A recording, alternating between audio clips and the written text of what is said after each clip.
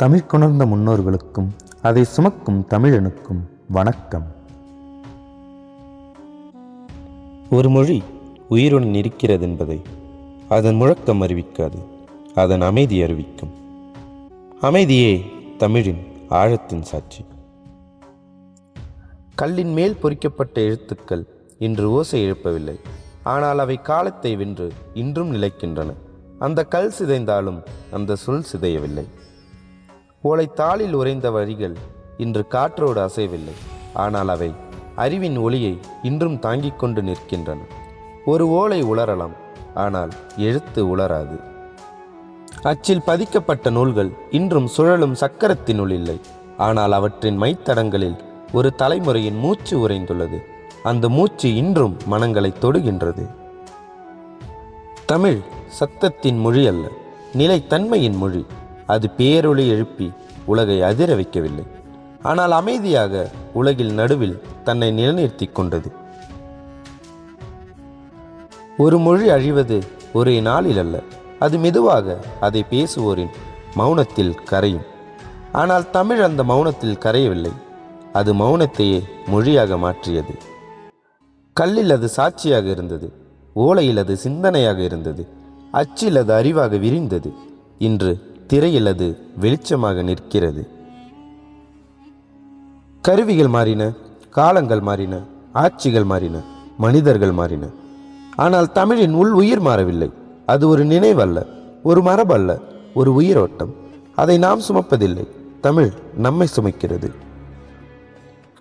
ஒரு மரம் 1000 ஆண்டுகள் நிற்கிறதென்றால் அதன் கிளைகள் காரணமல்ல, அதன் வேர்தான் காரணம். தமிழ் அந்த வேர். நாம் பார்க்கும் எழுத்துக்கள் அதன் இலைகள், நாம் கேட்கும் சொற்கள் அதன் காற்றின் அசையும் கிளைகள். ஆனால் அதன் ஆழம் கண்ணுக்கு புலப்படாது. சங்கம் தமிழின் மலர்ச்சி. அங்கு மனித உணர்வு கவிதையாக உயர்ந்தது. ஆனால் மலர் மட்டும் ஒரு மரத்தை நிலைநிறுத்தாது. மழை வேண்டும், மண் வேண்டும், காலத்தின் பொறுமை வேண்டும். அதுவே இடைக்காலம். அமைதியாக தமிழ் தன்னை ஒழுங்குபடுத்தி கொண்ட காலம். கல்வெட்டில் அது அதிகாரமாக நின்றது, ஓலையில் அது அறிவாக சுருங்கியது, இலக்கணத்தில் அது தன்னையே பாதுகாத்து கொண்டது. ஒரு மொழி தன்னை கட்டுப்படுத்திக் கொள்ளும் போதுதான் அது நீண்ட பயணம் செய்யும்.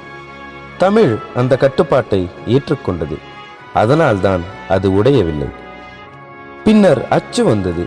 அறிவு வீட்டிலிருந்து ஒரு நாட்டுக்கு பயணித்தது. தமிழ் மக்களின் கையில் புத்தகமாக தங்கியது. ஒரு விவசாயியின் கையில் ஒரு கவிதை, ஒரு மாணவனின் மேஜையில் ஒரு இலக்கணம், ஒரு சிந்தனையாளனின் மனதில் ஒரு புரட்சி. கல்வி தமிழை ஒரு சமூகத்தின் சொத்தாக மாற்றியது. அது உயர்ந்தவர்களின் மொழி இல்லை, தமிழ் எல்லோரின் மொழி.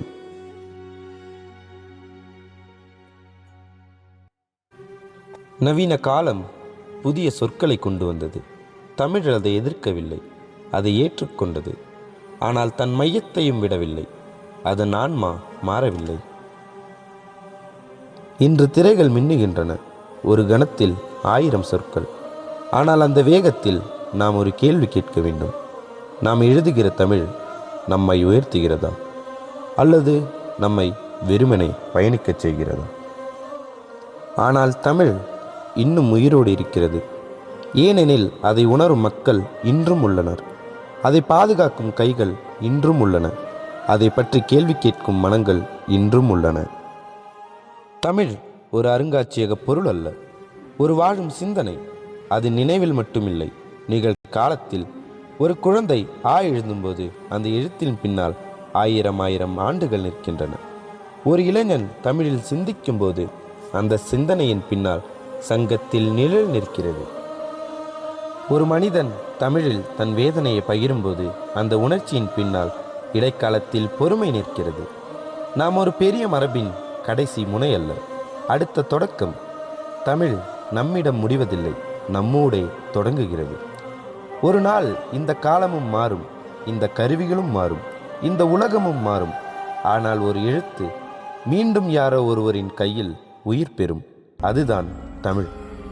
தமிழ் நின்ற மொழி அல்ல, நடந்து கொண்டிருக்கும் மொழி. அதை நாம் நிறுத்தாதவரை தமிழ் தொடரும். இது வாய்ஸ் ஆஃப் தமிழ். காலம் கடந்த தமிழின் பயணம். இந்த குரல் நிற்கும் இடத்தில் தமிழின் பயணம் தொடரட்டும்.